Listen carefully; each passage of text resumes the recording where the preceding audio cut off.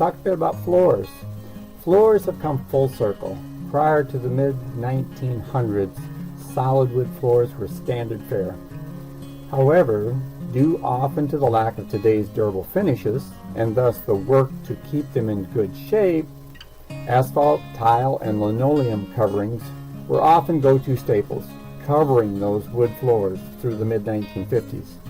After that time, carpeting and vinyl became the flooring of choice. The advent of plywood and particle boards further changed many flooring options. Tile floors also have a long history, especially where durability is a big factor. They are higher on the difficulty scale, but when done correctly and in good taste, will hold up a long time. Take your time and do the proper preparations. Wood floors have once again become extremely popular, and a lot of older homes are seeing their wood floors revived and restored. Many homes have some potentially beautiful wood floors that are well hidden with carpet and a host of other flooring.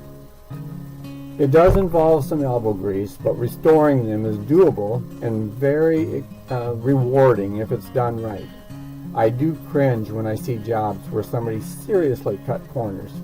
If you're going to go through the work, use good quality materials so your result will not only look nice, but be durable and last a long, long time. You will find posts for fixing, repairing, and installing all kinds of flooring. We cover the new stuff people are putting down. Some is decent, some is cheap, in my opinion. As always, do your homework. So whether you're restoring, repairing, replacing, or starting from scratch, if you're going to do it right. Your house and its inhabitants will be happy you did. Remember, we're here and we're pulling for you. And by the way, there's some interesting history that you can link to in our miscellaneous reference section. I encourage you to become a member. At $30 a year, it's one of the best investments you'll make, and it includes a 6-month money-back guarantee, no questions asked.